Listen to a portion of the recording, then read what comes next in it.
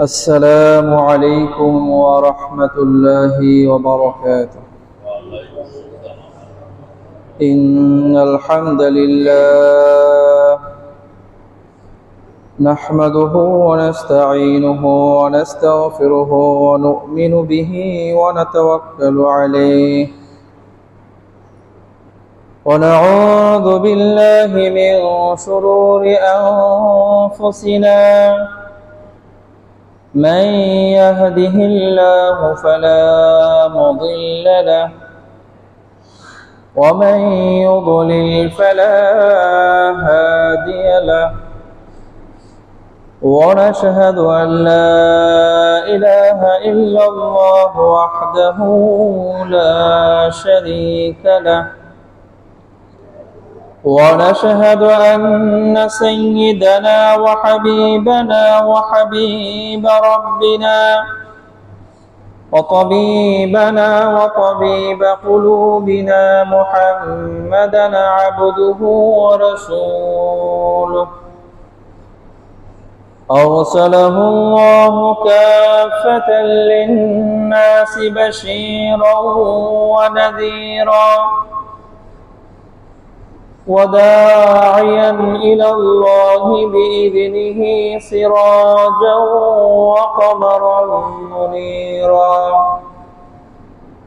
أما بعد فقد قال الله تبارك وتعالى في كلامه المجيد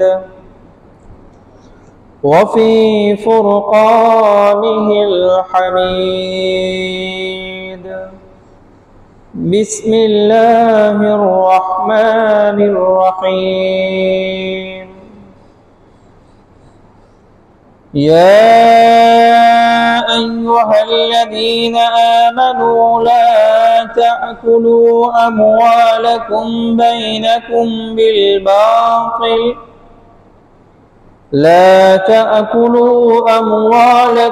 بينكم بالباطل إلا أن تكون تجارة عن تراض منكم ولا تقتلوا أنفسكم إن الله كان بكم رحيما صدق الله المولانا العظيم. وعن شداد بن أوس رضي الله عنه عن رسول الله صلى الله عليه وسلم قال إن الله كتب الإحسان على كل شيء فإذا قتلتم فأحسنوا القتلة وإذا ذبحتم فأحسنوا الذبح وليحد أحدكم شفرته فليرح ذبيحته أو كما قال عليه الصلاة والسلام صدق الله المولانا العظيم وصدق رسوله النبي الأمي الكريم ونحن على ذلك لمن الشاهدين والشاكرين والحمد لله رب العالمين. الحمد لله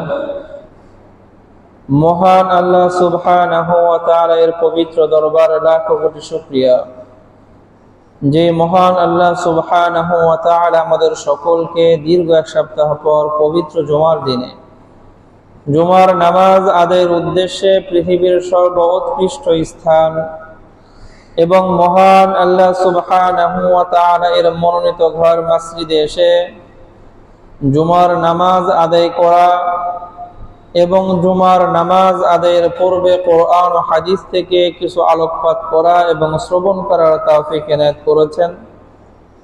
এজন্য আমরা সকলে হৃদয়ের অন্তঃস্থল থেকে একবার কালিমাতুশ শুকর পাঠ করি, বলি আলহামদুলিল্লাহ। মহান আল্লাহ রাব্বুল আলামিনের মেহেরবানিতে বিগত জুমাগুলোতে কুরবানির ইতিহাস থেকে নিয়ে শুরু করে কুরবানির কিছু ফাজাইল এবং মাসাইল, বিশেষ করে কুরবানির পশু ক্রয় করার ক্ষেত্রে লক্ষণীয় বিষয়সমূহ নিয়েও আলোকপাত করা হয়েছে। আজকের এই জুমা যেহেতু ঈদুল আজহা পূর্ববর্তী সর্বশেষ জুমা, আল্লাহ রাব্বুল আলামিনের মেহেরবানিতে আগামীকালই হলো আমাদের ঈদুল আজহা। এই জন্য আগামীকাল এবং আগামীকালের যে ইবাদত, সেই ইবাদতকে ঘিরে গুরুত্বপূর্ণ কিছু মাসআলা যেগুলো আমাদের সকলের জানা প্রয়োজন, সে আগামীকাল ঈদুল আজহা, কুরবানি এবং কুরবানি পরবর্তী যে কার্যক্রম, এই সম্পর্কিত গুরুত্বপূর্ণ কিছু মাসাইল নিয়ে আজকে আলোচনা করব ইনশাআল্লাহ। প্রথম বিষয় হলো, আমাদের এই ঈদের দিনকে আমরা কুরবানির ঈদ বলি। অতএব এই দিনের প্রথম আমল আমাদের কি হবে এবং আমরা কুরবানি কখন করব? বুখারী শরীফের 965তম হাদিস এবং মুসলিম শরীফের 1961তম হাদিস, হযরত বারা বিন আযিব রাদিয়াল্লাহু আনহু থেকে বর্ণিত, তিনি বলেন, খাতাবানা রাসূলুল্লাহ সাল্লাল্লাহু আলাইহি ওয়াসাল্লাম ইয়াওমান নাহার, কুরবানির ঈদের দিন রাসূল সাল্লাল্লাহু আলাইহি ওয়াসাল্লাম আমাদের সামনে ভাষণ দিলেন, খুতবা দিলেন, আলোচনা করলেন। ফাকালা, রাসূল সাল্লাল্লাহু আলাইহি ওয়াসাল্লাম সেই খুতবায় আমাদেরকে জানালেন, ইন্না আউওয়ালা মা নাবদাউ ফি ইয়াউমিনা হাযা আন নুসাল্লিয়া, কুরবানির ঈদের দিন আমাদের সর্বপ্রথম কাজ, যে কাজের মাধ্যমে আমরা এই দিনটা শুরু করব, সেটা হলো ঈদের নামাজ। সেটা কি? ঈদের নামাজ। ঈদের নামাজের পূর্বে এই ঈদের নামাজকে সৌন্দর্যমণ্ডিত করার জন্য যে সকল কাজ আছে সেই কাজগুলো করে নেব, কিন্তু ইবাদত শুরু হবে ঈদের দিনে ঈদের নামাজের মাধ্যমে। এবং রাসূল সাল্লাল্লাহু আলাইহি ওয়াসাল্লাম বলে, এটা হলো প্রথম কাজ। কুরবানির ঈদের দিন মৌলিক ইবাদতের মধ্যে প্রধান ইবাদত হলো ঈদের নামাজ আদায় করা। সুম্মা নারজিআ ফানানহারা, এরপর আমরা ঈদের নামাজ আদায় করে ফিরে আসব এবং কুরবানি করব। ঈদের নামাজ পড়ে এসে কুরবানি করব। ফামান ফাআলা যালিকা, অতএব যেই মুসলমান এই ধারায় কাজ করলো, আগে ঈদের নামাজ আদায় করলো, এরপর ফিরে কুরবানি করলো, রাসূল সাল্লাল্লাহু আলাইহি ওয়াসাল্লাম বলেছেন, ফাকাদ আসাবা সুন্নাতানা, সে আমাদের সুন্নাত, সে আমাদের রীতি নীতি অনুযায়ী সঠিক কাজ করলো। ওয়া মান নাহারা ক্বাবলা সালাত, আর যদি কোনো ব্যক্তি ঈদের নামাজ পড়ার আগেই কুরবানি দিয়ে বসে, আর যদি কোনো ব্যক্তি নামাজ আদায়ের পূর্বেই কুরবানির পশু জবাই করে ফেলে, রাসূল বলেছেন, ফা ইন্নামা হুয়া লাহমুন কদ্দামাহু লিআহলিহি, তাহলে এটা হলো সাধারণ গোশত, যে গোশতটা সে তার পরিবারের জন্য উপস্থাপন করেছে, এটা কুরবানি হবে না। লাইসা মিনান নুসুক ফি শাই, এটাতে কুরবানির কোনো অংশ আসবে না যদি ঈদের নামাজ পড়ার আগেই কুরবানি করে বসে। যদি ঈদের নামাজ পড়ার আগেই কুরবানির পশু জবাই করে বসে, তো রাসূল সাল্লাল্লাহু আলাইহি ওয়াসাল্লাম বললেন, এটা হলো সাধারণ গোশতের হুকুমে হবে, এটা কুরবানি হবে না।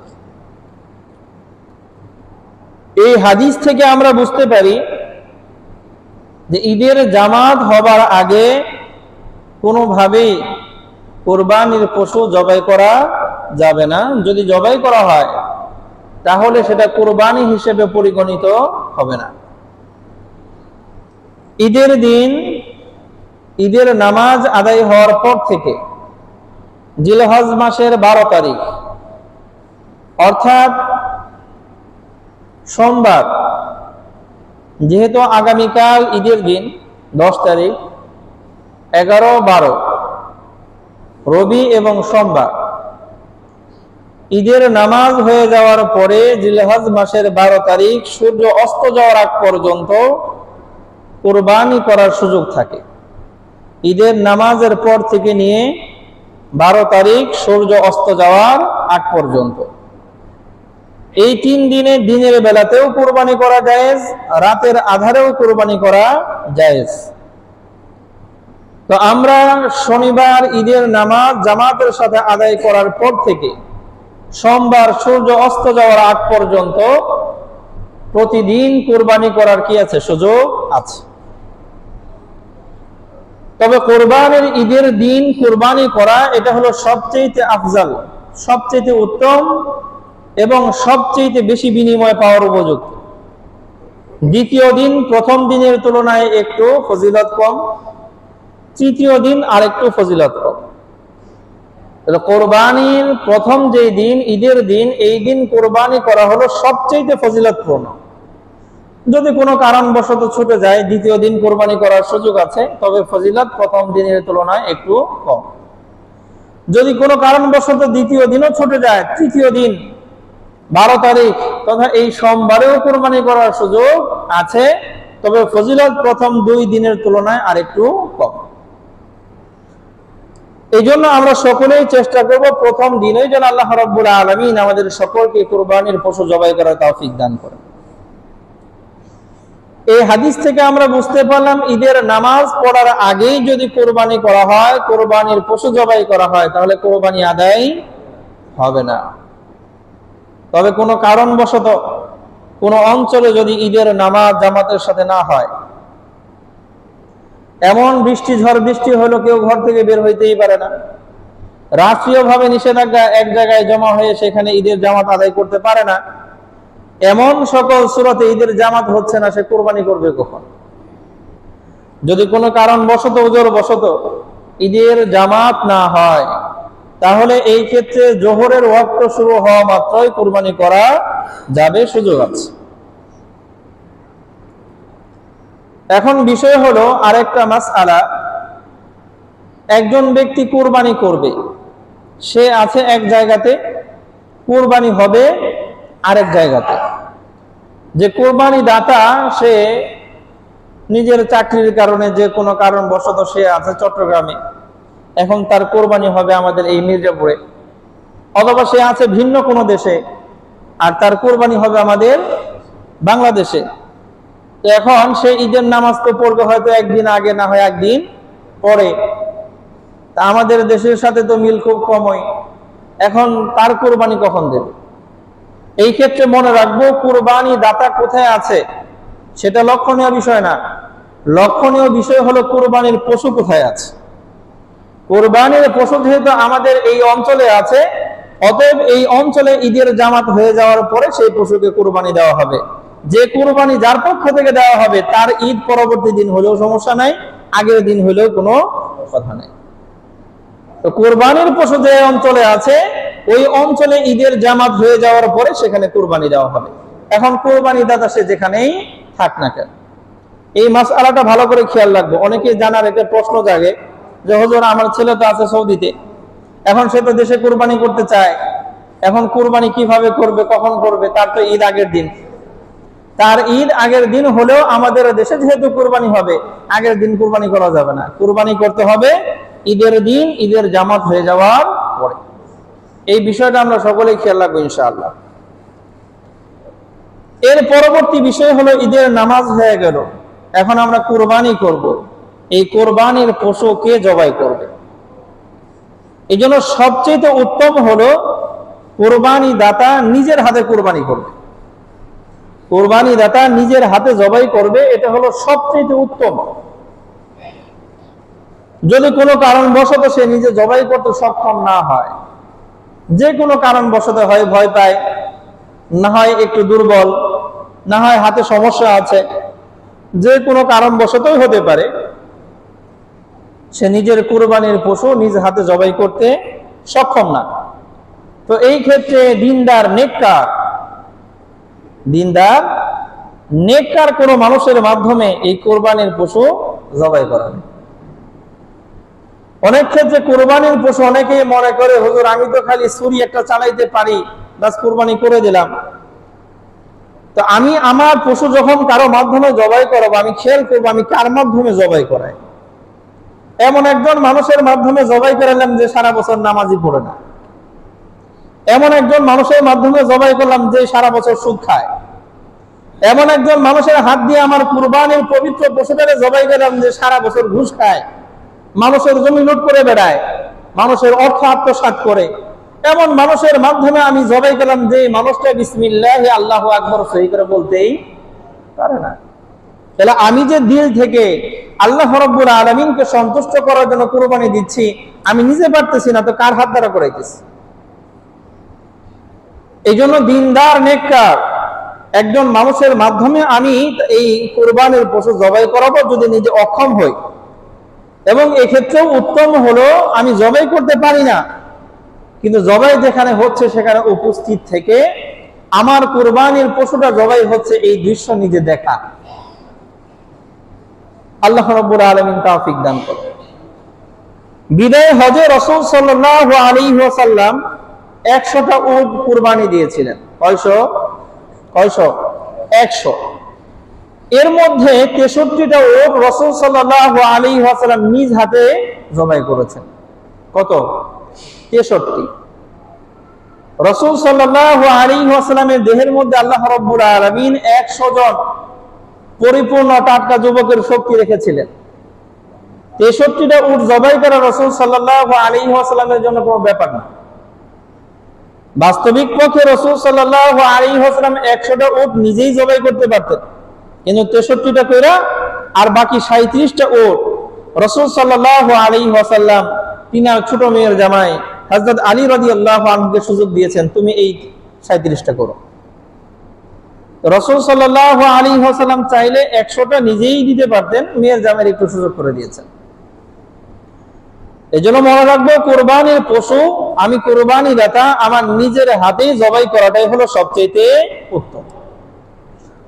এবং এই জবাই করার ক্ষেত্রে খেয়াল রাখবো, আমি নিজে জবাই করতে পারলাম না, আরেকজন মানুষের মাধ্যমে জবাই করালাম, এটা একটা কাজ, এটা একটা পরিশ্রম, হোক সামান্য পরিশ্রম, কিন্তু এটা একটা, বলেন না, এটা একটা পরিশ্রম। এই ক্ষেত্রে শরীয়তের মাসআলা হলো যে মানুষের মাধ্যমে আমি তাকে জবাই করালাম, ওই মানুষের এই জবাই করানোর বিনিময় গ্রহণ করাও হালাল। এবং এই ক্ষেত্রে সবচেয়ে উত্তম হলো বিনিময় নির্ধারণ করে নেওয়া। বিনিময় কি করে নেওয়া? বলেন না, নির্ধারণ করে নেওয়া। আমি যদি কারো মাধ্যমে কোনো কাজ করাই, 1 দিন 2 দিন 5 দিন 1 মাস, কাজ করার পরে তার বিনিময় কত দেব, এটা যদি নির্ধারিত না থাকে তাহলে মাস শেষে ঝগড়া লাগবে, মন মালিনতা হবে। দোকানে একজন কর্মচারী রাখছেন, 1 মাস পার হওয়ার পরে সে মনে করছে 1 মাস পরে আমার বেতন দিবে 10,000, আপনি তার হাতে তুলে দিয়েছেন 5,000, মন তো মিলবে না। তো কোরবানি যার মাধ্যমে আমি করাবো, জবাই করাবো, তার জন্য বিনিময় গ্রহণ করা সম্পূর্ণ হালাল। এবং এই বিনিময় সবচেয়ে সুন্দর হলো নির্ধারণ করে নেওয়া, যাতে করে তার সাথে আমার সাথে মন মালিনতা না হয়। সে হয়তো মনে করছে 500 দিবে, আপনি 50 টাকা দিয়ে দিয়েছেন। এই যে মাসআলা বললাম, এই মাসআলা বলতে আমার লজ্জা লাগতো। কেন লজ্জা লাগতো? যদি আমি জবাই করতাম আপনাদের এলাকায়, আমি তো জবাই করি না, কথা বলছেন না? অতএব কেউ বলতে পারবে না হুজুর বিনিময় নেওয়ার লেগে মাসলা করতেছেন না, আমি তো আপনাদের এলাকায় জবাই করি না, থাকি না, কথা বলেন না। ঈদের দিন তো আমি আপনাদের এলাকায় জবাই করি না, অতএব এই মাসলা তো আমার জন্য বলতেছি না। এই মাসআলা হলো শরীয়তের মাসআলা, জানিয়ে দিচ্ছি। এই মাসআলা বলাতে আমার কোনো ফায়দা নাই। অতএব কুরবানি যার মাধ্যমে আমার পশুটাকে জবাই করাবো, তার জন্য বিনিময় গ্রহণ করা সম্পূর্ণ হালাল। এবং মনে রাখবো, বিনিময় নির্ধারিত রাখা, যাতে করে উভয় পক্ষ আমরা খুশি থাকি। এমন না আমি কম দিয়া আমি খুশি হইলাম, সে বেজার, অথবা এরকম যারা না হয়, সে খুশি হইলো আমি বেজার। বেশি করে নিল 1000 টাকা দিবেন না কেন দেন, কিন্তু আমি তো 1000 টাকা দিতে বেজার, এরকম যারা না হয়, এই জন্য নির্ধারণ করে নেওয়া সবচেয়ে উত্তম। আল্লাহ রাব্বুল আলামিন বোঝা এবং আমল করার তৌফিক দান করেন। এই ক্ষেত্রে আরেকটা মাসআলা শুনি, আমি নিজে জবাই করতে পারি না, কারো মাধ্যমে জবাই করালাম, আমি নিজে এর কাজগুলো প্রসেসগুলো করতে পারি না, আরেকজনের মাধ্যমে করাইলাম। তো যাদের মাধ্যমেই কাজ করাচ্ছি, যার মাধ্যমে জবাই করালাম তার যেরকম পারিশ্রমিক নির্ধারণ করা উত্তম, যার মাধ্যমে আমি কাজ করাইতেছি পুরো গরুটারে চুল্লা সুন্দর করে গোশত ভাগ করে দিচ্ছে, ওই মানুষদেরও নির্ধারিত একটা পারিশ্রমিক নির্ধারণ করে দেওয়া, যে এই গরু পুরোটা প্রসেস করলে 3000 5000 যে কোনো একটা মূল্য নির্ধারণ করা। এই মূল্য তাকে পরিশোধ করার পরে একজন কসাই নিয়োগ দিলাম, 2000 3000 টাকা তার সাথে চুক্তি ছিল, দিয়ে দেওয়ার পরে আমার যদি ইচ্ছে করে কুরবানির গোশত থেকে কিছু অংশ তারা হাদিয়া দিব, কোনো সমস্যা, বলেন না, কোনো সমস্যা নাই। কিন্তু মূল্য নির্ধারণ করলাম, ভাই আমার পুরো গরুটারে বানায় দিবা, দিব 3000, কয় হাজার, 3000, এখন 2000 টাকা হাতে দিয়ে 2 কেজি গোশত ধরাই দিয়েছেন, 2 কেজি গোশতের দাম তো 1400-1500, তোরা তো বেশি দিলাম, তাহলে দিছি কত, 2000, তার প্রাপ্য এখন আছে কয় হাজার, 1000, ওই প্রাপ্য হিসেবে এখন কি দিলাম, কুরবানির গোশত দিলাম। তাহলে কুরবানির গোশত যদি বিনিময় হিসেবে দেই, এটা কোনোভাবেই জায়েজ নাই, এটা হারাম। এটা কি, কুরবানির গোশত যে জবাই করেছে তাকেও বিনিময় হিসেবে দেওয়া যাবে না, যারা বানিয়ে দিয়েছে তাদেরকেও বিনিময় হিসেবে দেওয়া, তাদের নির্ধারিত বিনিময় দেওয়ার পরে আমার যদি হাদিয়া দিতে মনে চায়, এমনি তাকে দিতে মনে চায়, তাহলে দেওয়ার সুযোগ আছে। বিনিময় হিসেবে দেওয়া, বলেন না, বিনিময় হিসেবে দেওয়া যাবে না। যদি কেউ দেয় এই মাসআলা জানার পরেও, তাহলে তার কুরবানি হবে না। মাসআলা জানার পরেও যদি কেউ বিনিময় হিসেবে দেয়, তাহলে তার কুরবানি, বলেন না, কুরবানি হবে না। আল্লাহ রাব্বুল আলামিন আমাদের এই মাসআলা জানা এবং মানার পদ্ধতি আল্লাহ রাব্বুল আলামিন সহজ করে দেন। এরপরে আমরা আলোচনা চলাকালীন সময়ে নিজেরা কথা না বলি, শুনি মনোযোগ দিয়ে। আমরা যে জবাই করব, নিজে করি আরেকজনে করুক, যেই করি, জবাই করার পদ্ধতি কেমন হবে? মুসলিম শরীফের মধ্যে 1955তম হাদিস, 1955তম হাদিস হযরত শাদ্দাদ বিন আওস রাদিয়াল্লাহু আনহু থেকে বর্ণিত।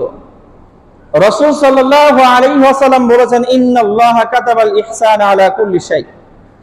আল্লাহ রাব্বুল আলামিন প্রত্যেক প্রাণীর উপর অনুগ্রহ করা, সহজ করা, এটাকে আল্লাহ রাব্বুল আলামিন আমাদের জন্য ফরজ করে দিয়েছেন, আবশ্যক করে দিয়েছেন।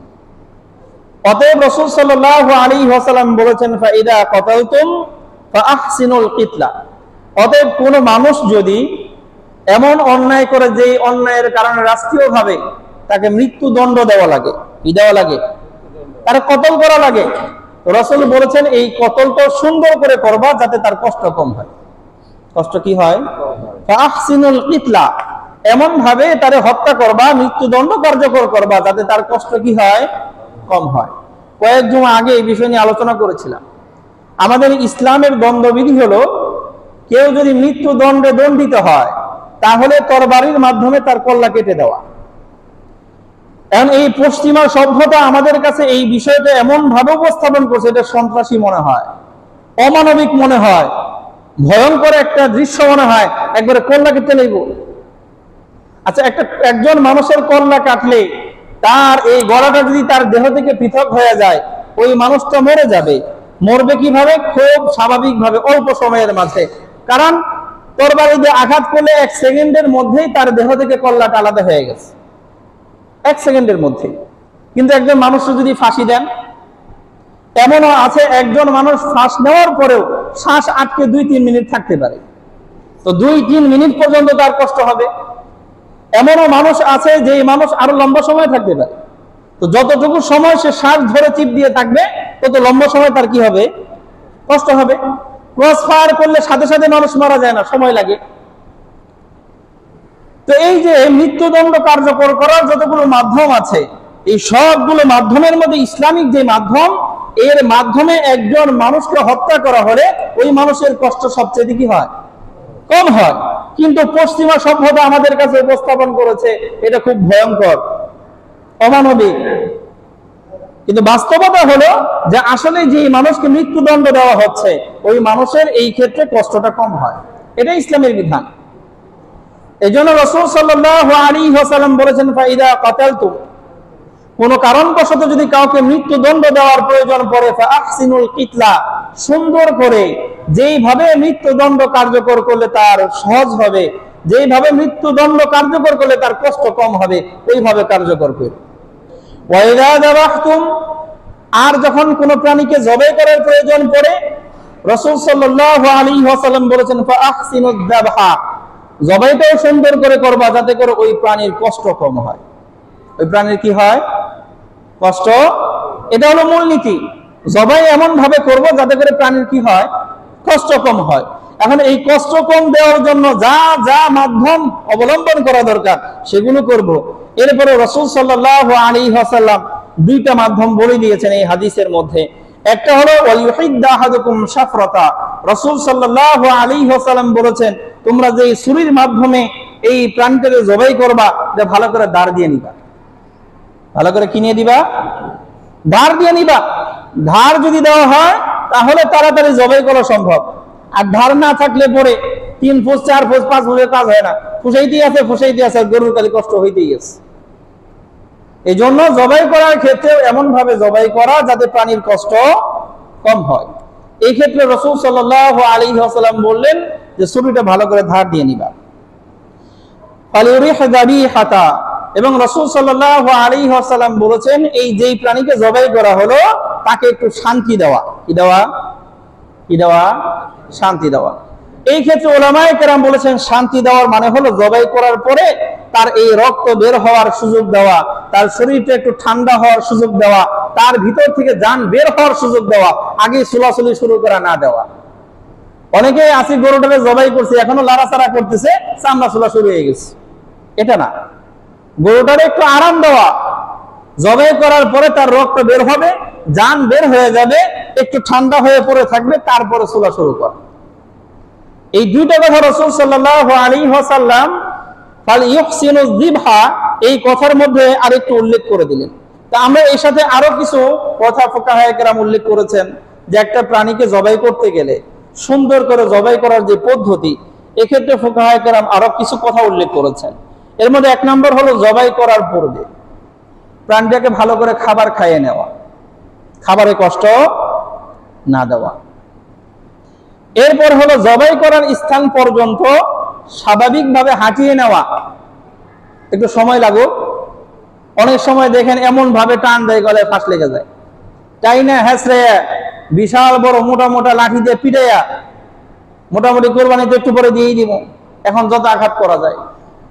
কুরবানি যেহেতু দিব আল্লাহ রাব্বুল আলামিনকে রাজি ও খুশি করার জন্য, অতএব ইসলামের সমস্ত পদ্ধতি রাসূল সাল্লাল্লাহু আলাইহি ওয়াসাল্লামের সকল সুন্নাহকে অনুসরণ করে আমরা এই কুরবানির পশুকে জবাইয়ের স্থান পর্যন্ত নিয়ে যাব। তাই না? হেসলিয়া না, সুন্দর স্বাভাবিকভাবে হাঁটিয়ে তারপরে কুরবানি যেই জায়গায় করব সেই জায়গা পর্যন্ত নিয়ে যাব। এরপরে কুরবানির পশুকে শোয়ানোর সময় প্রয়োজনের অতিরিক্ত কষ্ট না দেওয়া। আমাদের সমাজে এমন অনেক মানুষ আছে 5 জন 6 জন মানুষ হলে বড় একটা গরু শোয়ায় ফেলতে পারে। আবার এমন অনেক মানুষ আছে 40-50 জনে মিলে ছোট একটা গরু শোয়াইতে পারবো না। আছে না এরকম? 40-50 জনে মিলেও একটা ছোট গরু কি করতে পারে না? শোয়াইতে পারে না। এমন লোক আছে। আবার এমন লোক আছে 4-5 জনে মিলে একটা বড় গরু শোয়াই ফেলতে পারে। এখন এই যে 40-50 জনে মিলে যারা পারে না, বড় বড় 3-4টা বাঁশ নিয়ে গরুর উপরে এটা ফালাইয়া এমন করে ফেলে যে স্বাভাবিকভাবে এইভাবে ফেললে পরে তার হাড়গোড় ভেঙে যেতে পারে।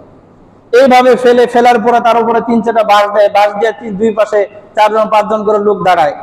এমন ভাবে দাঁড়ায় যে ওটা এমন ভাবে চাপ দিয়ে রাখছে কিছুক্ষণ পরে যদি জবাই না করে এমনি মরে যাবে। এইভাবে কষ্ট না দেওয়া।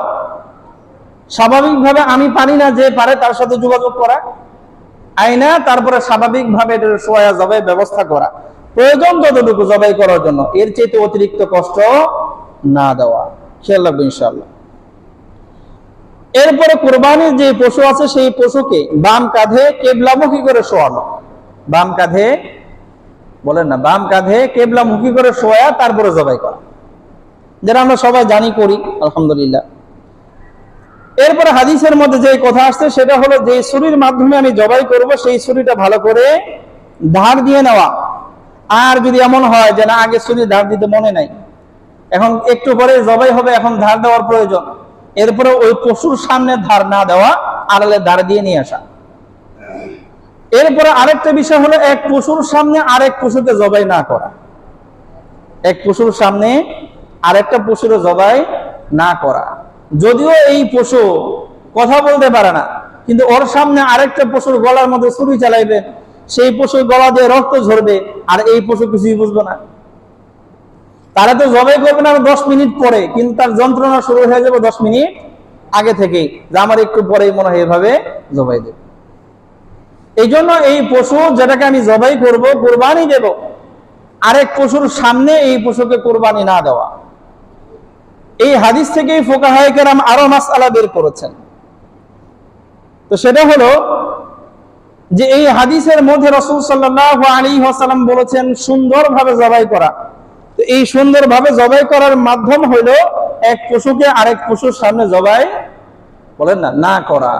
এক পশু জবাই করতেছে, আরেক পশু যেন দেখতে না পায়, এইভাবে জবাই করা। এরপরে আরেকটা মাসআলা হলো যে আমরা অনেক সময় কুরবানির পশুরে শোয়াইছি, হাতে ছুরিও নিছি, নেওয়ার পরে এখন তো বিসমিল্লাহি আল্লাহু আকবার বলে জবাই দেব, দেওয়ার আগে কয় হুজুর নিয়তটা করে নেই। কি করবে? নিয়ত করবে। এখন নিয়ত করার ক্ষেত্রে আরেক ঝামেলা হইলো যে কুরবানি দিবে তার আশা হইলো আমি নিয়ত করব হুজুর আরবিতে, অথচ আরবিতে বিসমিল্লাহ কইতে পারে না। আজকে নিয়ত করবে কোন ভাষায় বলেন না? আরবিতে। আর আরবিতে নিয়ত করবে, আর তো উচ্চারণ করতে পারে না। এটা ইমাম সাহেব যদি কইয়া দেন আমি লগে লগে কইতে আরো 2 মিনিট, তাহলে এই যে পশুটা সহায় রাখছে, কষ্ট হচ্ছে। তো বাস্তবিক পক্ষে নিয়ত এই শব্দের অর্থ হলো ইচ্ছে করা। নিয়ত শব্দের অর্থ কি? ইচ্ছে কোত্থেকে হয়? কোত্থেকে হয়? দিল থেকে হয়। তা আমি তো কুরবানির নিয়ত করছি দেখেই পশুটারে কিনছি, কুরবানির নিয়ত করছি দেখেই তো পশুরে আজকে শোয়াইছি, কুরবানির নিয়ত আছে দেখেই তো ছুরিটারে হাতে নিছি, কুরবানির নিয়ত আছে দেখেই তো চালাইতে গেছি। কথা বুঝেন না? এখন নিয়ত তো হয়ে গেছে, এখন আবার বাংলা নিয়ত আর আরবি নিয়ত মুখে বলার কোনো প্রয়োজন বলেন না? কোনো প্রয়োজন নাই। এখন ওই নিয়ত করতে গিয়ে আর পশুরে খালি কষ্ট দেওয়া, মুখে নিয়ত করার কোনো প্রয়োজন বলেন না? কোনো প্রয়োজন নাই। নিয়তের সম্পর্ক মুখের সাথে না, নিয়তের সম্পর্ক দিলের সাথে। আমার দিলে তো নিয়ত আছেই। এরপরে খেয়াল রাখবো, আমি যে জবাই করব, আর এই ছুরি আমি জবাই করতেছি, আর আমার সাথে আরো যারা আনুষঙ্গ হাত টাত ধরতেছে, সকলের জন্য ছোট্ট একটা দোয়া পড়া, এটা ওয়াজিব। সেটা হলো বিসমিল্লাহি আল্লাহু আকবার। বলেন না বিসমিল্লাহি আল্লাহু আকবার। এটা পারি না কেডা? বলেন না, এটা কে পারি না? এটা সবাই পারি, এতটুকু ওয়াজিব, এটা বলতেই হবে। কেউ যদি ইচ্ছাকৃত ভাবে বলে না আমি বিসমিল্লাহ কমু না, বিসমিল্লাহি আল্লাহু আকবার কমু না, বাস জবাই করছে, তাহলে এই জবাই কুরবানি তো হবেই না। কথা বলছেন না? কুরবানি তো হবেই না, জবাই হয় না। এই পশুর গোশত খাওয়াও যাবে না। আল্লাহর নাম ছাড়া, ইচ্ছাকৃত ভাবে আল্লাহর নাম ছাড়া যদি জবাই করা হয়, ওই প্রাণীর কুরবানিও হবে না, জবাই হবে না, ওই প্রাণীর গোশত খাওয়া হালাল না। আর যদি কোনো মানুষের মনে নাই, ভুলে গেছে গা, বিসমিল্লাহি আল্লাহু আকবার মনে থাকলে বলতো, কিন্তু কি নাই, ছুরি চালানোর সময় খেয়াল নাই, মনের ভুলে ছুরি চালাইছে, কিন্তু বিসমিল্লাহি আল্লাহু আকবার বলে নাই। এই ক্ষেত্রে আল্লাহ রাব্বুল আলামিন এই উম্মতের ভুল আর ভুলে যাওয়ারে মাফ করে দিয়েছেন। এই উম্মতের ভুলকে আল্লাহ কি করে দিয়েছেন? মাফ করে দিয়েছেন। অতএব ভুলে যদি বিসমিল্লাহ ছুটে যায়, তাহলে আমার কুরবানিও হয়েছে, জবাইও হয়েছে, গোশত হালাল হয়ে গেছে। কিন্তু ইচ্ছাকৃত ছাড়লে কি হবে না? বলেন না, জবাই হবে না, এটার গোশত খাওয়া যাবে না। আল্লাহ রাব্বুল আলামিন আমাদের সকলকে বোঝার তৌফিক দান করেন। তাহলে বিসমিল্লাহি আল্লাহু আকবার এই দোয়াটা পড়া হলো ওয়াজিব, এছাড়া ভিন্ন কোনো দোয়া পড়া ওয়াজিব না। শুধুমাত্র বিসমিল্লাহি আল্লাহু আকবার বলাটাই ওয়াজিব, আবশ্যক। এটা বললেই আমার জবাই হয়ে গেছে, কুরবানি হয়ে গেছে, ভিন্ন কোনো দোয়া পড়া আবশ্যক নয়। যদি আমার পড়তে মনে চায় আমি পড়তে পারি, কিন্তু আবশ্যক না। যেমন স্বাভাবিকভাবে আমরা পশু শোয়ানোর পরে জবাই করার আগে পড়তে শুরু করে দেই, ইন্নী ওয়াজ্জাহতু ওয়াজহিয়া লিল্লাযী ফাতারাস সামাওয়াতি ওয়াল আরদা হানিফা ওয়া মা আনা মিনাল মুশরিকিন ইন্না সলাতি ওয়া নুসুকি ওয়া মাহইয়ায়া ওয়া মামাতি লিল্লাহি রাব্বিল আলামিন লা শারীকা লাহু ওয়া বিযালিকা উমিরতু ওয়া আনা মিনাল মুসলিমিন। দোয়া পড়তে পারি, জায়েজ আছে, কোনো সমস্যা নাই, কিন্তু আবশ্যক না। আবশ্যক হলো বিসমিল্লাহি আল্লাহু আকবার। জবাই করার পরে দোয়া আছে আল্লাহুম্মা মিনকা ওয়ালাকা, আল্লাহুম্মা মিনকা ওয়ালাকা, অথবা এই দোয়া পড়া যে আল্লাহুম্মা তাকাব্বালহু মিন্নি কামা তাকাব্বালতা মিন হাবিবিকা মুহাম্মদ ওয়া খলিলিকা ইব্রাহিম আলাইহিস সালাতু ওয়াস সালাম। দোয়া পড়া যায়, কিন্তু পড়া আবশ্যক না। আমি চাইলে পড়তে পারি, আবশ্যক হলো বিসমিল্লাহি আল্লাহু আকবার। মনে থাকবে তো ইনশাআল্লাহ?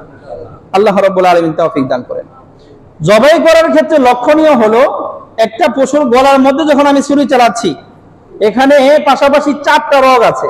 কয়টা? 4টা। একটা হলো খাদ্যনালী, আর একটা হলো শ্বাসনালী, আর 2টা হলো শাহরগ। দুই পাশে মোটা মোটা 2টা রগ আছে। এই 4 রগের অধিকাংশ রগ, আচ্ছা 4 রগের মধ্যে অর্ধেকের বেশি কয়টা হয়? 3টা। অর্ধেক হলো 2টা, 3টা হলো অর্ধেকের বেশি। যে কোনো 3টা রগ যদি আমি কাটি, যে কোনো 3টা রগ, তাহলে আমার জবাই হয়ে গেছে। 2টা কাটলে হবে না। কয়টা? কমপক্ষে যে কোনো 3টা। 4টা কাটলে আলহামদুলিল্লাহ, কথা বলছেন না? 4টা যদি কাটে তাহলে আলহামদুলিল্লাহ, কোনো সমস্যা নাই।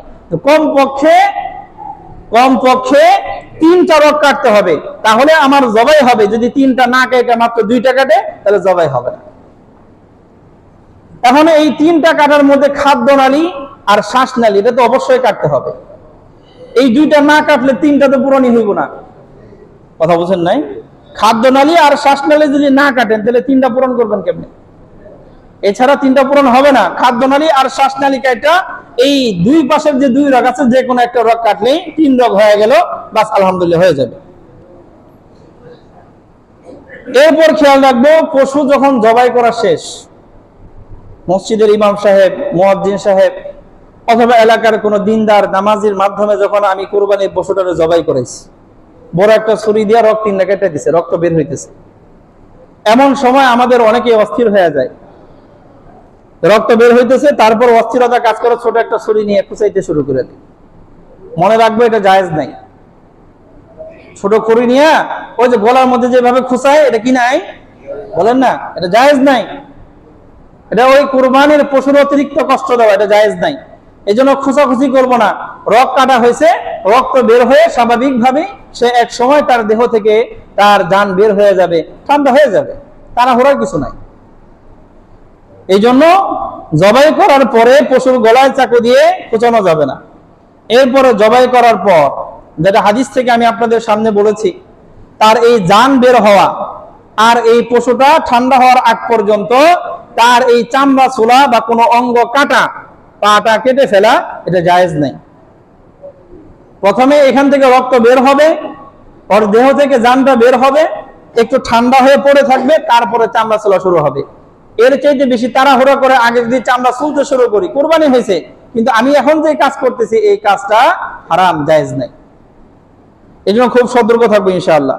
আল্লাহ রাব্বুল আলামিন আমাদের প্রত্যেকটা কাজ ইসলামের নিয়ম নীতি অনুসারে ফলো করার তৌফিক দান করেন।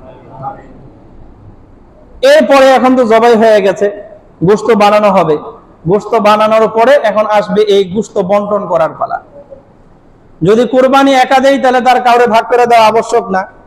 কিন্তু যদি কুরবানির সাথে অংশীদার থাকে, 2 জন 3 জন 5 জন 7 জন পর্যন্ত, তো এই ক্ষেত্রে মনে রাখবো, কুরবানির গোশত ধারণা করে, অনুমান করে বন্টন করা যাবে, অনুমান করে বন্টন করা যাবে না।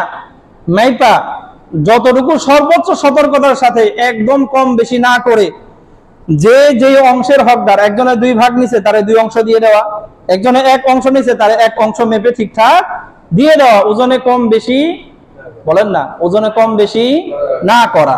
হ্যাঁ, তবে আমাদের অনিচ্ছায় যদি একটু কম বেশি হয়ে যায়, যেটা আমার চোখে ধরে নাই, আমার চোখে যেটা ধরে নাই, বিশেষ করে আগেকার সময়ের দাড়ি পাল্লা একটু হেরফের হলে তো বোঝা সম্ভব না। তো অতটুকু আল্লাহর পক্ষ থেকে মাফ, কিন্তু ইচ্ছা করে একজন একটু কমায় আরেকজন একটু বাড়ায় দিলাম, এটা আমার জন্য কোনোভাবেই জায়েজ, কথা বলেন না, কোনো জায়েজ হবে না। যদি ইচ্ছা করে কম দেই আরেকজনের, আমি বেশি নেই, বেশি যে অংশ আমার ভাগে আসলো, এটা সুদের অন্তর্ভুক্ত হবে। কিসের অন্তর্ভুক্ত? আমরা অনেকে আছে 5 ওয়াক্ত নামাজ পড়ি, সারা বছর সুদ খাই না, কিন্তু কুরবানির দিন একটু বেশি করে নিয়ে সুদ ঢুকাই দিলাম নিজের বাড়িতে। আল্লাহ মাফ করো। এরপরে খেয়াল রাখবো, বন্টন করার ক্ষেত্রে গোশত তো সমান করে বন্টন করা যায়, কিন্তু পা, মাথা এগুলো তো সব অংশীদারের মধ্যে আমরা সমান হারে বন্টন করতে পারি না। এই ক্ষেত্রে মনে রাখবো পা এবং মাথা, যে অংশটা যার অংশ অতিরিক্ত দেওয়া হলো ওইটার একটা মূল্য হিসাব করে ওই পরিমাণ গোশত তার কম দেওয়া। কথা কি বুঝতে পারলাম?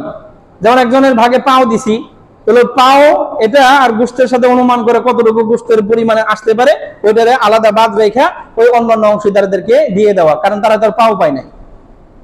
যে পা নিল তার অংশ থেকে একটু গোশত কমানো, এটা একটা অনুমান রাখতে হবে আসলে মূল্য কি পরিমাণ আসতে পারে। তো সে যেহেতু পা অতিরিক্ত নিছে এই জন্য ওইখান থেকে গোশত তার একটু কম যাবে, আর অন্যান্য অংশীদার যারা পা পায় না তারা একটু গোশত বেশি পাবে। এটা হিসাব করে মোটামুটি বুঝিয়ে নেওয়া। আল্লাহ রাব্বুল আলামিন তৌফিক দান করেন। আমি কুরবানি দিয়েছি কিন্তু আমার কুরবানির গরুর মধ্যে, পশুর মধ্যে কোনো অংশীদার নাই, আমি একা একাই দিয়েছি।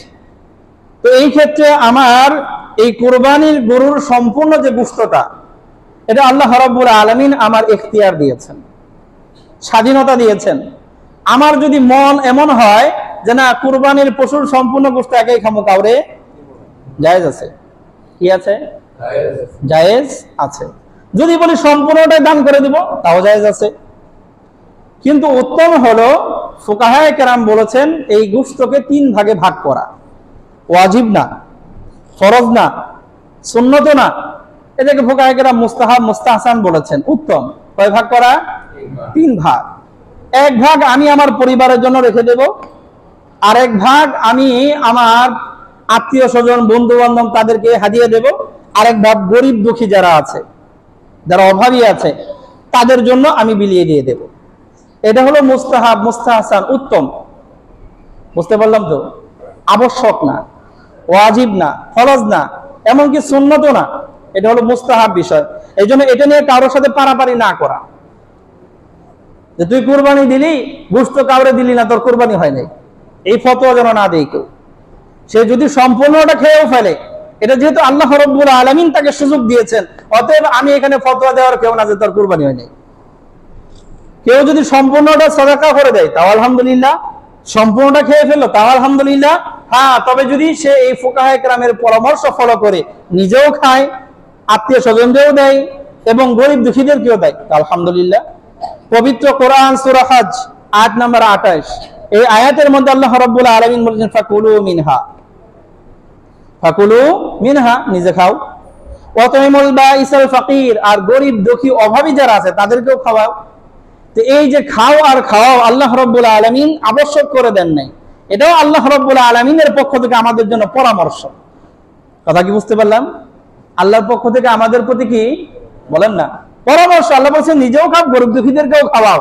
তা আল্লাহ রাব্বুল আলামিনের পরামর্শ সাধারণত আমাদের কাছে পরামর্শ, আর যারা মুত্তাকি, পরহেজগার, আল্লাহওয়ালা তাদের কাছে আল্লাহর পরামর্শ হলো তাদের কাছে ফরজ সমতুল্য। যেহেতু আল্লাহ বলছেন গরিব দুঃখীদেরকে দাও, না দিয়ে কেমনে খাই?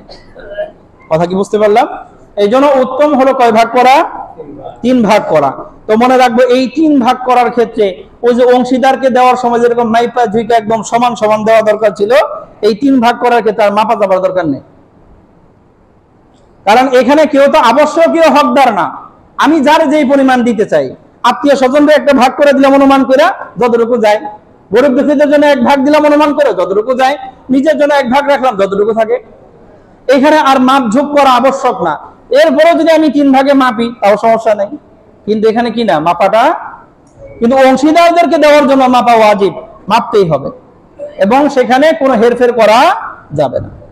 এখন সবচেয়ে গুরুত্বপূর্ণ একটা মাসআলা আপনাদের সামনে বলি। এই মাসআলা বললে খুব সমস্যা হয়, কিন্তু মাসআলা বলতে হবে। মাসআলা কি করা লাগবে? বলেন না, বলা লাগবে। সেটা হলো আমাদের সমাজের মধ্যে একটা প্রথা আছে, এই সামাজিক প্রথাটা আমাদের পুরো দেশে। এই জন্য এই মাসআলাটা কেমন যেন প্রত্যেকটা গ্রামের বিপরীতে চলে যায়, কিন্তু বলতে হবে মাসআলা এটা। আর মাসআলা জানার পরে কেউ আমল করবে কি করবে না সেটা আমার দায়ভার না। আমার কাজ হলো বলে দেওয়া, জানিয়ে দেওয়া, ওমা আলাইনা ইল্লাল বালাগ, দায়িত্ব হলো পৌঁছে দেওয়া। এরপরে কে মানবে আর কে মানবে না ওইটা জোর করে পিটিয়া পুটিয়া মানানো আমার কাজ না। আমাদের সমাজের মধ্যে আমরা সামাজিক গোষ্ঠের নামে একটা গোশত কুরবানির দিন জমা করি, একটু খেয়াল করি। সামাজিক একটা গোশত জমা করি, জমা করার ক্ষেত্রে বিভিন্ন গ্রামে বিভিন্ন নিয়ম আছে। যেমন এক গ্রামের নিয়ম হলো কুরবানি যে অংশীদার হিসেবেই করুক, একাই দেখ, 3 ভাগের 1 ভাগ, 3 ভাগের 1 ভাগ সমাজে তার জমা করতে হয়।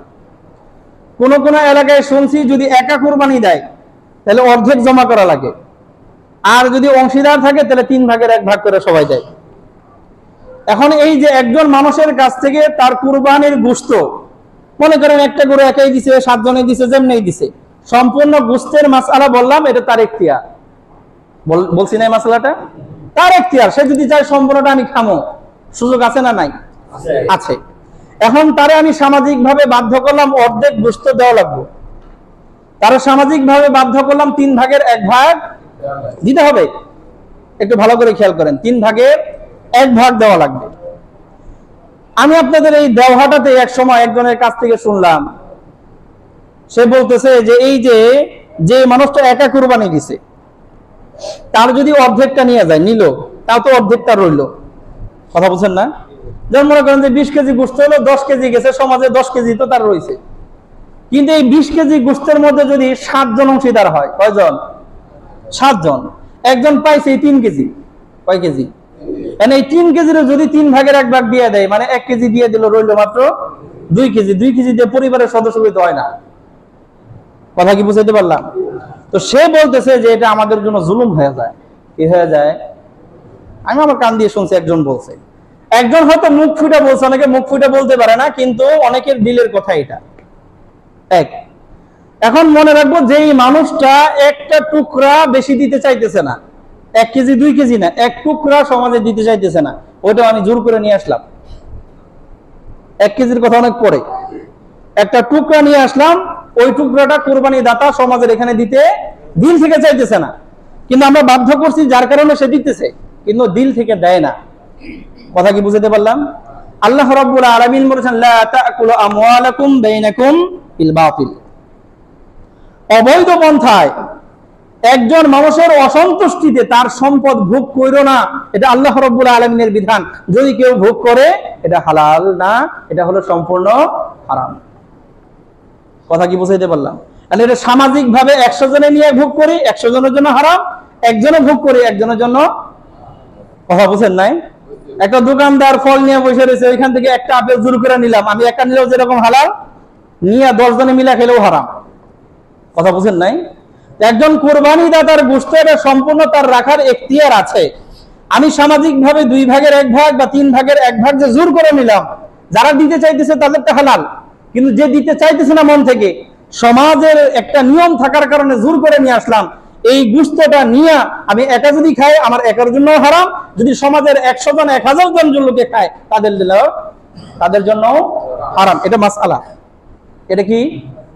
আমার বিরুদ্ধে আবার কেউ জিহাদ ঘোষণা করেন না। এটা কি বলেন না? এটা কি? এটা মাসআলা। এটা আমি বলতেছি বানা এরকম না, এটা বলেন না মাসআলা। আপনাদের সবারই তো বড় বড় আলেমদের সাথে পরিচয় আছে, জিজ্ঞেস করবেন যে হুজুর, যে মাসআলা করলে এটা কি সহি না ভুল? কথা বুঝেন নাই? আমার ব্যক্তিগত কোনো কথা না, এটা মাসআলা। এটা আমি আপনাদেরকে জানাই দিলাম, মানলে মানবেন আলহামদুলিল্লাহ, না মানলে আমার কিছু করার নাই, ধরা খাইবেন ওই পারে। কথা কি ক্লিয়ার? তো এখন এই যে একটা বিষয়, এই বিষয়টা হলো যেই মানুষটা দিতে চায় না তার কাছ থেকে জোর করে নিলাম, এটা হালাল না হারাম? হারাম। এই হারাম তারে এই না 10 জনে দিতে চাইছে, একজনে দিতে চায় নাই, একজনে দিতে চায় নাই, ওই 10 জনেরটা হালাল ছিল, কিন্তু একজনে দিতে চায় নাই, তার গোশত এই নাকি এক জায়গায় রাখেন না, ভাগ করে দেন। এক জায়গায় রাখেন না, ভাগ করে দিয়ে দেন, সব ইয়ের মধ্যে, ভাগের মধ্যে ভাগ করে দেন না। তো এইখান থেকে একটা টুকরো যার যার অংশে যাইতেছে, পুরোটা হারাম যাইতেছে। হালালের সাথে হারাম মিশ্রণ হলে পুরোটা কি হয়ে যায়? হারাম হয়ে যায়। আল্লাহ রাব্বুল আলামিন বুঝার তৌফিক দান করেন। অতএব আমাদের এই সামাজিক ভাবে গোশত বন্টনের যে পদ্ধতি, এই পদ্ধতিতে সমস্যা আছে। এখন আবার বলবেন হুজুর, বৈধ পদ্ধতি আছে না? আছে। বৈধ পদ্ধতিও বলেন না আছে। ওই যে বললাম যে কুরবানি দিচ্ছে, তার তো এখতিয়ার আছে এক অংশ গরিব দুঃখীদেরকে দিয়ে দেওয়ার, যারা কুরবানি দিতে পারে নাই তাদের জন্য দিয়ে দেওয়ার। এখন যদি আমরা সামাজিক ভাবে এলান করি যে ভাই, যারা কুরবানি দিয়েছেন তাদের যেই পরিমাণ মনে চায় সমাজ একটা গোশত আপনারা জমা করেন, যারা কুরবানি দিতে পারে না তাদেরকে আমরা ভাগ করে দিব। এখন যতটুকু মনে চায়, একজন মানুষের 1 টুকরা মনে চায়, সে 1 টুকরা দিলে এটা হালাল। এটা কি? হালাল। আমি জোর করে 3 কেজি নিলে ওই 3 কেজি হয়তো হারাম, কারণ সে এক টুকরা দিছে, এক টুকরা কি হালাল। 3 কেজি হারাম খাওয়া ভালো না এক টুকরা হালাল খাওয়া ভালো? বলেন না, 3 কেজি হারাম খাওয়া ভালো না এক টুকরা হালাল খাওয়া ভালো? আমি কি করবো সেটা আমরা জানি। আমি আপনি ওই সমাজ থেকে অর্ধেক ভাগ জোর করে নিতেছেন, আমি গিয়ে কিন্তু বাধা দিব না, ওইখানে আমি লাঠি নিয়ে দাঁড়াবো না। আমি মাসআলা বলে দিলাম। এই মাসআলা আপনাদের যাচাই করার কি আছে? সুযোগ আছে, আমি ভুল বললাম নাকি শুদ্ধ বললাম। আল্লাহ রাব্বুল আলামিন বুঝার তৌফিক দান করেন। এখন বলবেন হুজুর আমরা তো আনলে পরে আনতাম হলো 10 কেজি, আমি তো দিল মাত্র 1 কেজি, ওই 1 কেজি হালাল, 10 কেজি আনতাম সেটা কি ছিল? বলেন না হারাম ছিল। তো হারামের ঠেকা কি? 1 কেজি আসুক। এরপরে দ্বিতীয় কথা হলো এই যে গোশতটা যেটা আসতেছে এটা হাদিয়া হিসেবে দেওয়া হচ্ছে। যারা কুরবানি দিচ্ছে নিজের মন থেকে 1 কেজি দিলেও কি দিচ্ছে? হাদিয়া। ওই হাদিয়া যে কুরবানি দিচ্ছে তারা রিপিট দেব না, সমাজে যারা কুরবানি দেয় নাই শুধু তাদেরকে দিয়ে দেব। কথা কি বুঝতে পারলাম? কথা বলেন না। আমরা যদি এইভাবে উৎসাহিত করি, তা আমার খেয়াল হলো যদি জোর করে না নেই, তো আগেও যেরকম একজনে 3 ভাগের 1 ভাগ দিয়ে দিত, যদি তাদেরকে এভাবে বোঝাই গরিব দুঃখীদেরকে দেব, আমার বিশ্বাস এখনো 3 ভাগের 1 ভাগ, কথা বলেন, দিবে। কিন্তু আগের পদ্ধতি ছিল জোর কইরা, এখন হলো দিল থেকে। ব্যবধান এইখানে। আল্লাহ রাব্বুল আলামিন বোঝার তৌফিক দান করেন। সুযোগ আছে আমাদের এই সামাজিক এই কুপ্রথা চেঞ্জ করার, পরিবর্তন করার। আল্লাহ রাব্বুল আলামিন সুযোগ দান করেন।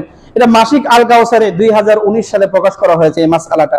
আমাদের বাংলাদেশের বর্তমান জাতীয় মসজিদের যিনি ইমাম আর খতিব, শুধু খতিব, মুফতি আব্দুল মালিক সাহেব, আমাদের বাংলাদেশের মধ্যে উল্লেখযোগ্য একজন মুফতি সাহেব, ওনার তত্ত্বাবধানে একটা মাসিক পত্রিকা বের হয়, মাসিক আল কাউসার। ওই মাসিক আল কাউসারের মধ্যে 2009 সালে একবার বের করেছে, 2019 সালে একবার আসছে, এই 2025 সালের গত মাসের সংখ্যার মধ্যে এই বিষয়টা আলোচনায় উনি আনছেন, লিখছেন। তো আমরা চাইলে আমাদের অন্যান্য আলেমদের সাথেও পরামর্শ করতে পারি, মাসিক এই পত্রিকা খুলেও দেখতে পারি যে আসলে ফতোয়াটা কি। আল্লাহ রাব্বুল আলামিন বুঝার তৌফিক দান করেন। এরপর আরেক কাহিনী হলো, বিশুদ্ধভাবে একটা সমাজে মনে করেন গোশত জমা করলাম, এই গোশত যারা কুরবানি দেয় না তাদের বাড়িতে বাড়িতে পৌঁছে দেব, যাতে করে তাদের বাড়িতেও ঈদের আনন্দটা প্রবেশ করে। এখন আরেকটা সমস্যা হইলো, এক কুপ্রথা চালু হয়েছে জোর করে নেওয়া, আরেকটা কুপ্রথা চালু হয়েছে সারা বছর শেষে কুরবানির ঈদের আগ দিয়া দেখছে কেরা ইমাম সাহেবের বেতন সারা বছরের দেয় নাই। কথা বুঝেন না? তো ইমাম সাহেবের বেতন দেয় নাই, ওরা সামাজিক ভাবে বয়কট করেন। ইমাম সাহেবের বেতন দেয় নাই, ওরে কাঠগড়ায় দাঁড় করান। ইমাম সাহেবের বেতন দেন নাই, তার সামাজিক অংশ দিবেন না, এটা কোন কথা? কুরবানির ঈদের দিন এই যে আমরা স্বেচ্ছায় যারা কুরবানির গোশত সমাজে জমা করলাম, কেন জমা করেছি? যেই মানুষটা অভাবী, যেই মানুষটা ঠিক মতো চলতে পারে না, সারা বছর গোশত খাইতে পারে না, কুরবানি দেওয়ার সামর্থ্য রাখে না, আর্থিকভাবে অসচ্ছল, তার লেগে তো হাদিয়া দিছি। আর যারা দিয়া পারেন নাই ইমাম সাহেবের বেতন তাকে দিন না। ইমাম সাহেবের বেতন অনেকেই আছে গড়িমসি করে দেয় না, আবার অনেকেই আছে আসলেই সমস্যা পারে না, দেয় না। যে মানুষটা আসলে সমস্যা পারতেছে না, দেয় না, তার যদি কুরবানির গোশত না দেন, অথচ গোশত তো আমরা জমাই করছি তার লেগে। কথা বুঝেন নাই? কুরবানির গোশত আমরা হাদিয়া দিছি তো ওই বেটার লেগে, যেই বেটার আসলে আর্থিক কি নাই, সামর্থ্য নাই। আর আমরা কইলাম যাদের আর্থিক সামর্থ্য নাই তা করে দিন না, তো দিবেন কাগো? যারা 1 বছরে 2 বার বেতন দিয়ে তাকে দিন, তাকে দিয়ে লাভ কি? এটাও আরেকটা কুপ্রথা। অতএব এই যে ইমাম সাহেবের বেতন দেয় না, এটা আটকানোর অনেক সুযোগ আছে। কুরবানির ঈদের দিন আল্লাহ রাব্বুল আলামিন এই কুরবানির গোশতের মাধ্যমে সাধারণ মানুষদেরকে মেহমানদারি করান। কে করান? আমি করাই না, কে করান? তা আল্লাহর মেহমানদারিতে বাধা প্রদান করে আমি কেডা? অতএব আমাদের সমাজের মধ্যে এটা আরেকটা ভুল প্রথা, সেটা হলো ইমাম সাহেবের বেতন, মসজিদের বেতন, অমুক তমুক বইলা এই গোশতটা আটকিয়ে দেওয়া, এটা আরেকটা কুপ্রথা। আল্লাহ রাব্বুল আলামিন এগুলো বর্জন করার তৌফিক দান করেন। আর সর্বশেষ কুরবানির পশু, গোশত এবং এই চামড়া, এগুলো কোনোভাবেই বিক্রি করা চলবে না। ভালো করে খেয়াল করবেন, কোনোভাবেই বিক্রি করা চলবে না। বাইহাকি শরীফের মধ্যে একটা হাদিস আছে, 19708তম হাদিস। রাসূল সাল্লাল্লাহু আলাইহি ওয়াসাল্লাম থেকে হযরত আবু হুরায়রা রাদিয়াল্লাহু আনহু এই হাদিস বর্ণনা করেছেন, মান বাআ জিলদা উদহিয়াতিন, যে মানুষটা কুরবানির পশুর চামড়া বিক্রি করলো, কুরবানির পশুর চামড়া বিক্রি করলো, ফালা উদহিয়াত লাহু, তার কুরবানি হয় না। এখন অনেকেই ঘাবড়ে যাইতেছেন, তাহলে আমরা এই যে চামড়া বিক্রি করলাম ঝামেলা না? এই হাদিসের ব্যাপারে ফুকাহায়ে কেরাম স্পষ্ট ফতোয়া দিতেন যে কুরবানির চামড়া বিক্রি করলে কুরবানি হবে না, কিন্তু এই ফতোয়া দেন না, কারণ এই হাদিস একটু দুর্বল, যার কারণে এই ফতোয়া আসে না। কিন্তু মনে রাখতে হবে, কুরবানির পশুর যেমন গোশত আমি পুরোটা খাইতে পারি, কুরবানির পশুর এই চামড়া পুরোটা আমি ব্যবহার করতে পারি, এটা আমার জন্য জায়েজ। আমি কুরবানির এই চামড়া প্রসেস করে সেখান থেকে গোশত ভাগ করে সেটা খাইলাম, তাও জায়েজ। এই কুরবানির চামড়া শুকায়া যেভাবে হোক জুতা টুতা বানাইলাম, এটাও আমার লেখা জায়েজ। কিন্তু যখনই আমি চাইবো যে না এটা আমি ব্যবহার করব না, খাবো না, বিক্রি করে ফেলেছি, বিক্রি করা জায়েজ না, বিক্রি করা আমার দায়িত্ব না, কিন্তু বিক্রি করে ফেলছি, তো এই ক্ষেত্রে এটা আর আমার হক থাকে না। বিক্রি করার পরে সম্পূর্ণ মূল্য কোনো গরিব দুঃখীরা সদকা করে দিতে হবে।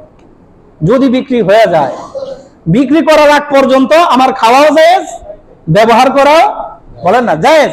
কিন্তু যদি আমি বিক্রি করি তাহলে এই ক্ষেত্রে এটার পয়সা আমি ভোগ করতে পারবো না, গরিব দুঃখীদেরকে সদকা করে দিতে হবে। এখন এটা বেচা তো আমার দায়িত্ব না, তো আমার দায়িত্ব কি? হয় তুমি খাও, না হয় ব্যবহার করো, না হয় যে কাউরে হাদিয়া দিয়ে দাও। হাদিয়া দেওয়ার ক্ষেত্রে আর গরিব দুঃখীরা দেওয়া লাগবে না। হাদিয়া যদি গরিবদের দিতে চাই তাও দিতে পারি, হাদিয়া যদি কোনো ধনী মানুষকে দিতে চাই তাও কথা বলেন দিতে পারি। কিন্তু যদি বিক্রি করে ফেলায় তাহলে আর গরিব ধনীরা দেওয়ার সুযোগ নাই।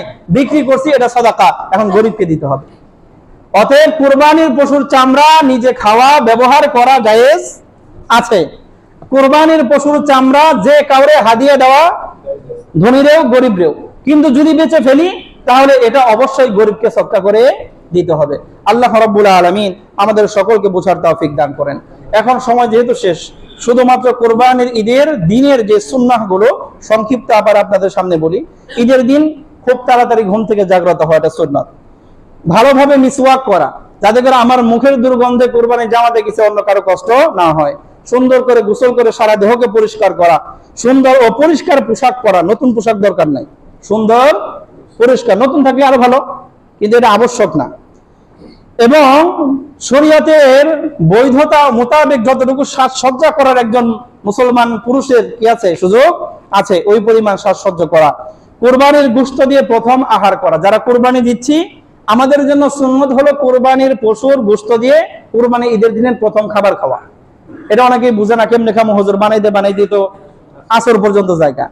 তো কুরবানির পশু যেহেতু আমার, এটা সম্পূর্ণ গোশত আমার, যদি আমি একা কুরবানি দেই তো ওইখান থেকে 2 কেজি গোশত আগে কাইটে দিয়ে দিব, রান্না করো, কথা বুঝেন না, বাকিটা বানাইতে থাকবো।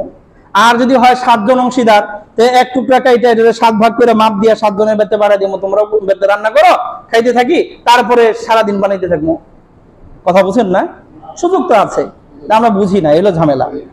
যাই হোক, এটা সুন্নাত যে কুরবানির গোশতের মাধ্যমে কুরবানির দিনের প্রথম খাবার খাওয়া, আগে ঈদগাহে যাওয়া আর ঈদের মাঠে নামাজ পড়া, এটা হলো সুন্নাত। প্রয়োজন ছাড়া মসজিদে ঈদের নামাজ না পড়া, বিশেষ প্রয়োজনে মসজিদেও ঈদের নামাজ করা জায়েজ আছে, কিন্তু উত্তম না, সুন্নত না। সুন্নত হলো ঈদের নামাজ মাঠে পড়া।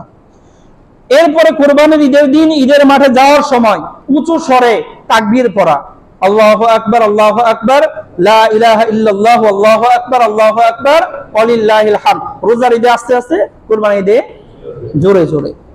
আর সম্ভব হলে এক রাস্তা দিয়ে ঈদ মাঠে যাওয়া আর আরেক রাস্তা দিয়ে ঈদ মাঠে থেকে বাড়িতে ফেরা, এটাও সুন্নাহ। আল্লাহ রাব্বুল আলামিন আজকে যে সকল বিষয় সম্পর্কে আলোচনা করা হলো, আমার দিল মানক আর না মানক, ইসলামের ফয়সালা এরকমই।